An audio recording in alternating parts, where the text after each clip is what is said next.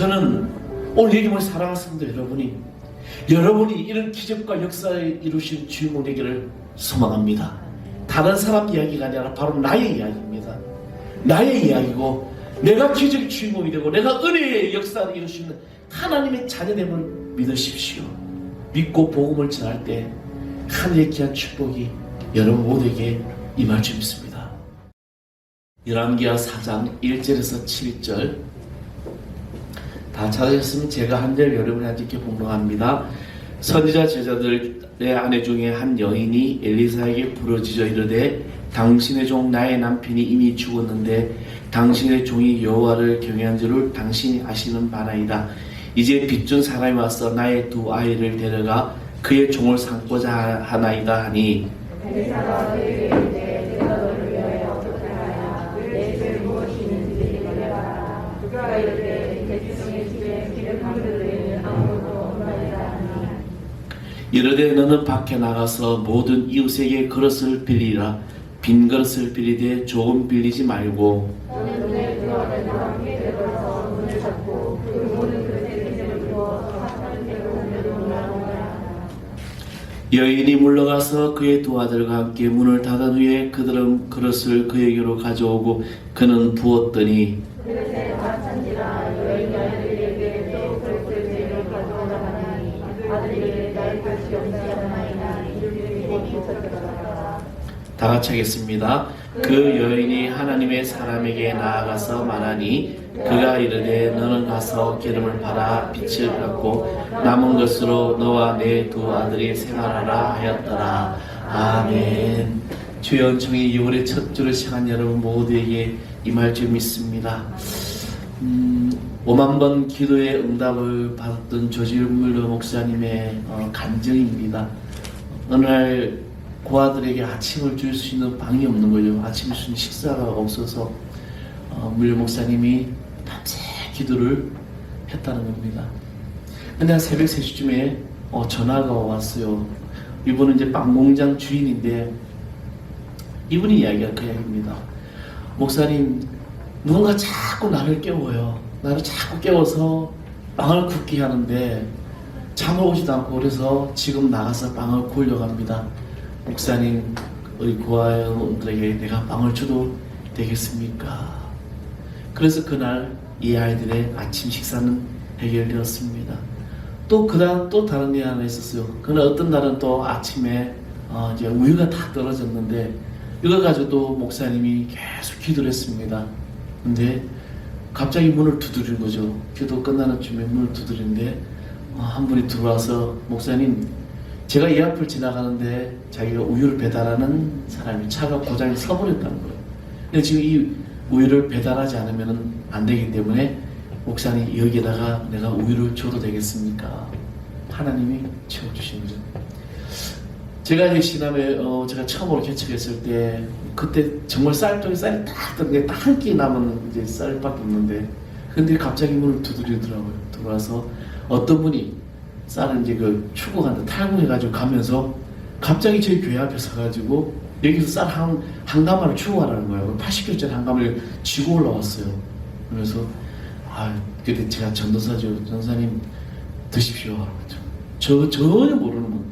나중에 알고 보니까 그 시남면 한 교회에 다니는 권사님이었더라고요. 그냥 지나가는데 성령님이 쌀을 주고 가라 그랬대요. 그래서 거기서 쌀을 주고 오제 갔죠. 하나님이 기가 막히게 역사하더라는 겁니다. 조지물 목사님에게는 이 믿음의 그릇은 다 준비되어 있습니다. 하나님이 늘 채워주시니까요. 지금 우리가 살아가는 이 삶 속에서 나의 믿음의 그릇은 준비가 되어 있는 것일까?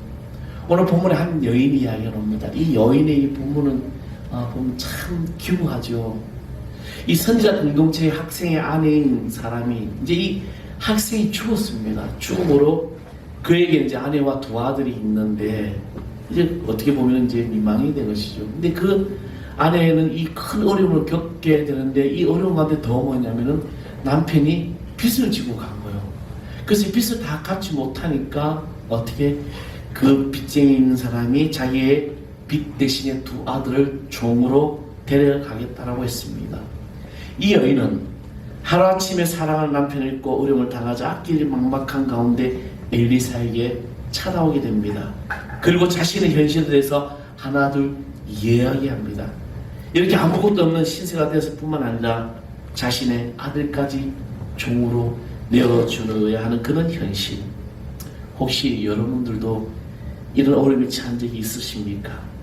우리는 이런 어려움 당하고 힘든 일 당할 때 우리는 어떻게 합니까? 물론 지금 오늘 본문 같은 어려움은 없다고 할지라도 우리 인생에 크든 작든 그런 일들이 일어나고 있다는 것입니다. 어려움을 만나고 힘든 일을 만나죠. 우리는 조그만 일에도 낙심하고 번민하고 좌절하고 있지는 않은지 이 여인은 이런 어려운 가운데 엘리사 선지자에게 찾아와서 부르짖어 말합니다. 당신의 종 나의 남편이 이미 죽었습니다. 당신의 종이 여호와를 경외하는 줄 당신 알고 있지 않습니까? 그런데 지금 빚준 사람이 나의 아이들을 자신의 종으로 삼으려고 합니다. 어떻게 해야 됩니까? 그리고 난 다음에 오늘 본문의 이야기가 그 위에 이 여인은 말씀에 순종하여 믿음의 그릇을 준비합니다. 우리는 하나님의 역사를 경험하려면 때론 날마다 우리는 부르짖어 기도해야 됩니다. 이 가보가 되는 여인의 부탁은 단순한 부탁이 아닙니다. 말 그대로 상황이 너무나도 다급한 거예요. 지금 너무나 다급하기 때문에 큰 소리로 부르짖었습니다. 이 부르짖음은 단순히 엘리야라는 이 한 사람의 개인에게 도와달라고 요청하는 것이 아니라 엘리사의 하나님을 향한 부르짖음이었습니다. 신학생의 아내였던 이 여인은 엘리사 선지자가 하나님의 종임을 알았습니다. 그리고 엘리사가 믿는 하나님, 그 하나님을 그녀 또한 믿었다는 거죠. 그래서 엘리사의 하나님께 부르짖으며 호소한 것입니다. 그리고 엘리사는 이 여인의 부르짖음에 듣고 이렇게 말씀을 하죠. 2절에 그에게 이르되 내가 너희를 위하여 어떻게 하냐? 내가 너를 위하여 어떻게 하냐가 도리어 묻습니다. 주님께서도 우리에게 이렇게 물으실 수 있습니다. 물론 여러 가지 해석상의 문제가 있을 수 있지만 이것은 내가 믿고 원하는 것이 있다면 그대로 될 것이라는 이 믿음의 의미가 있는 것입니다.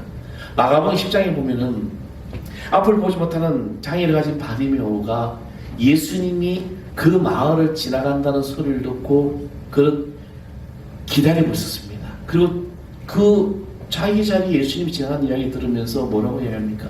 다윗의 자손 예수여 나를 불쌍히 여기소서.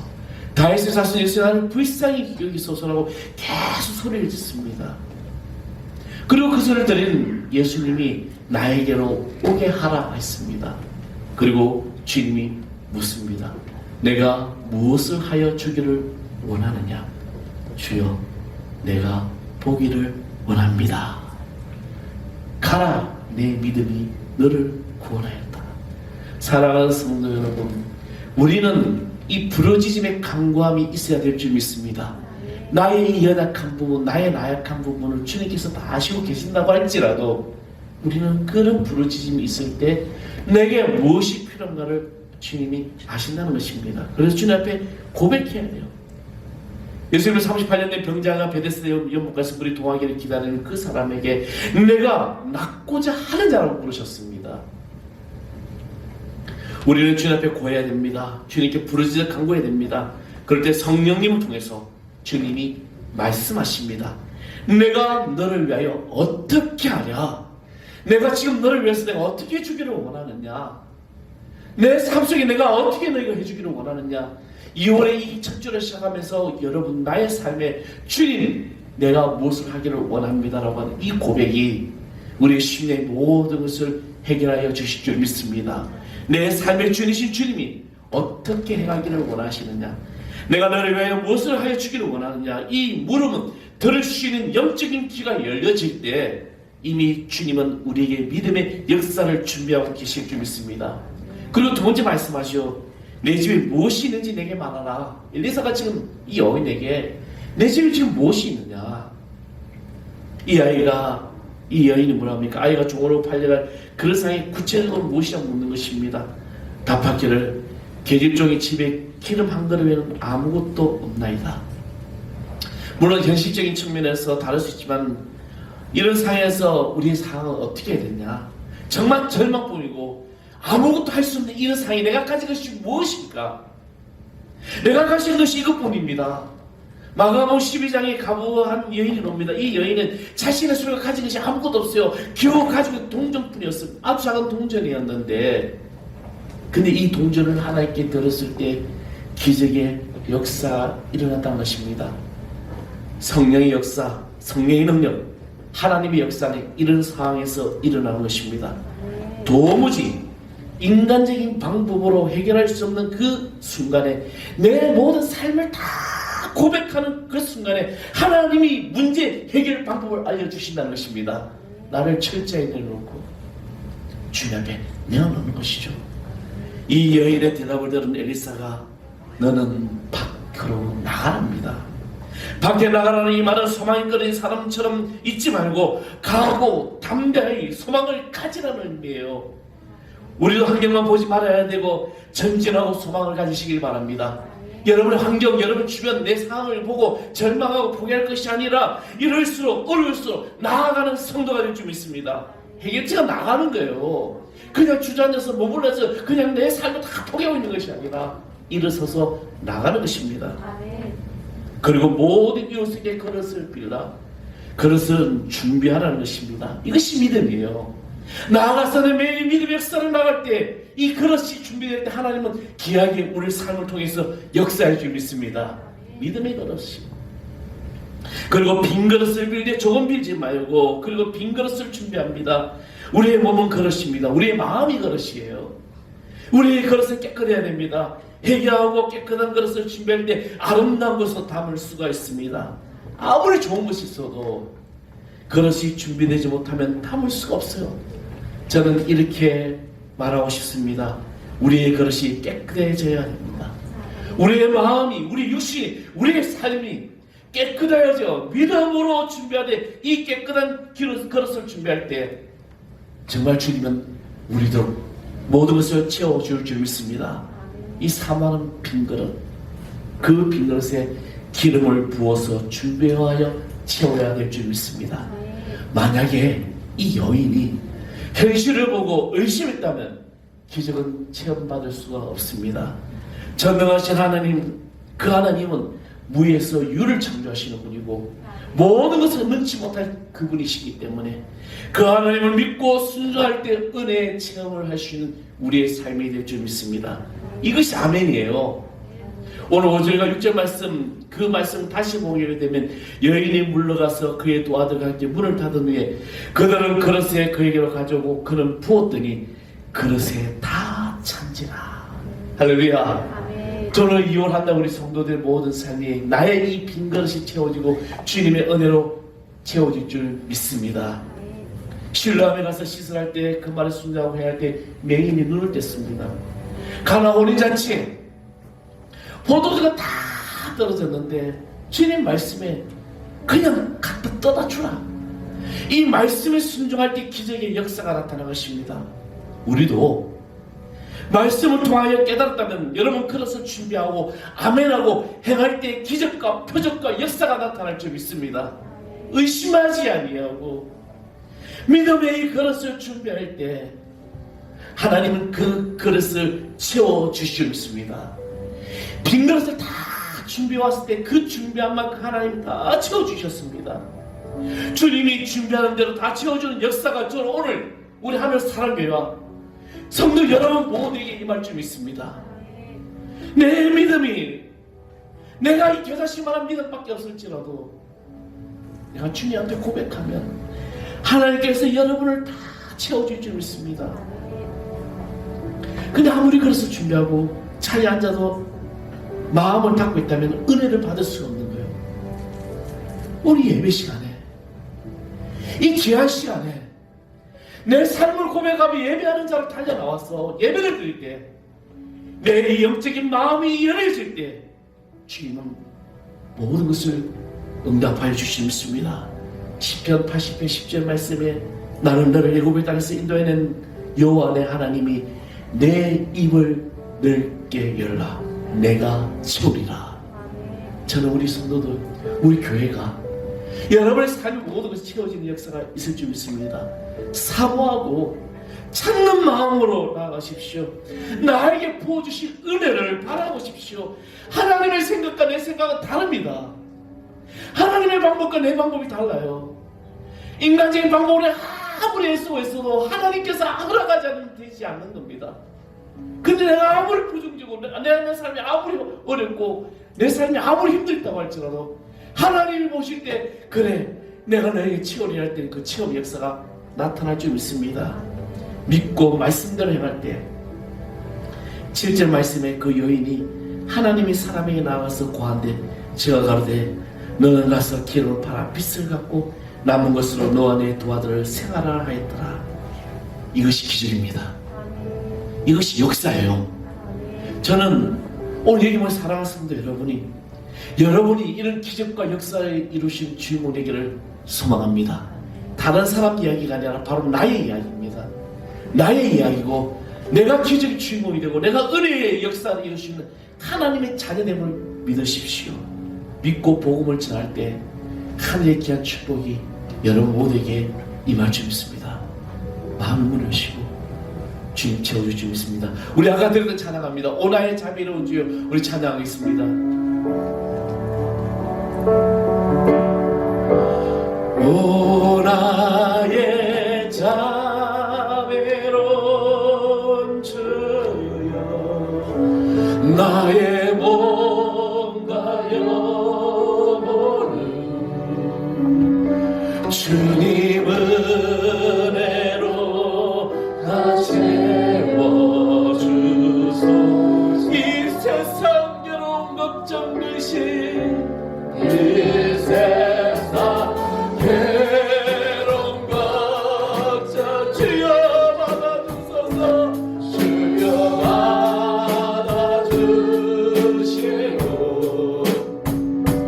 험한 세상에서 인도하소서.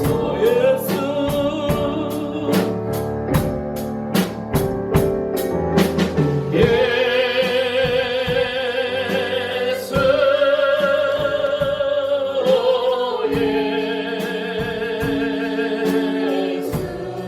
지금 오셔서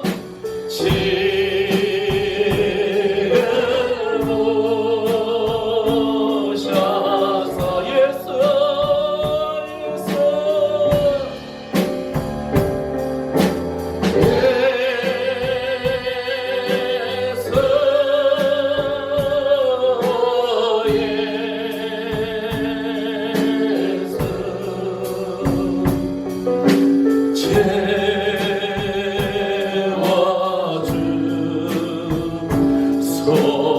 모여라 주께 찬양하라. 모여라 주께 찬양. 나의 귀한 친구여 나의 귀한 친구여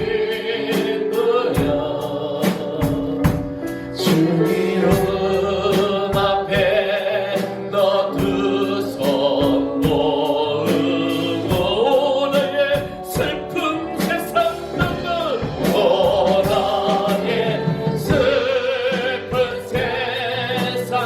주여 받아주소서. 나의 아픔은 십자가 앞에 넘어버린 예수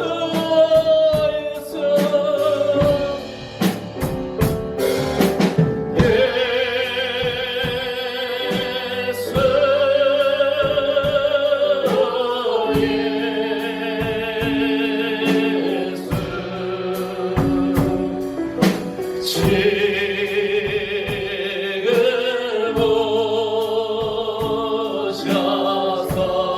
예수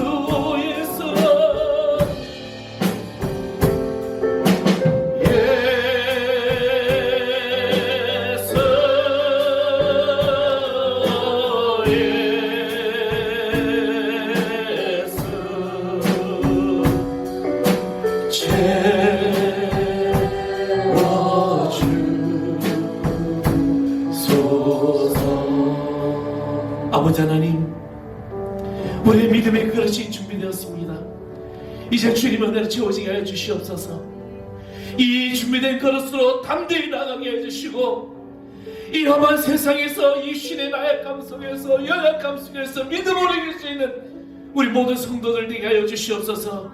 특별히 우리 교회학교 아이들이, 저 아이들이 다음 세대가 준비되고 저 아이들이 믿음의 그릇을 준비하고 나갈 때마다 되어지는 모든 일들이 복에 복은 축복이 있게 하여 주시고, 우리 성도들 오늘 예배하는 모든 가운데 주여 축복의 역사가 나타나게 하여 주옵소서. 이제 의심하지 아니하고 믿음으로 담대히 서 나가오니 주여 이끌어 주옵소서. 축복의 역사가 주여 나타나게 하여 주옵소서. 이제는 우리 안에 생명이신 우리 주 예수 그리스도의 은혜와 하나님 아버지의 그 크고도 놀라우신 사랑과 성령의 감화 감동 교통하심이 이제 믿음의 그릇을 채우고 준비하며 믿음으로 담대히 서 나가기를 결단한 여기 힘으로서 하나님의 귀한 권속들 위해 그대 가정, 그대 직장, 그대 사토와 우리 교회학교 아이들과 특별히 타고있는 당신의 귀한 아들들 위해 이제부터 영원토록 함께하기를 간절히 축원하옵나이다. 아멘.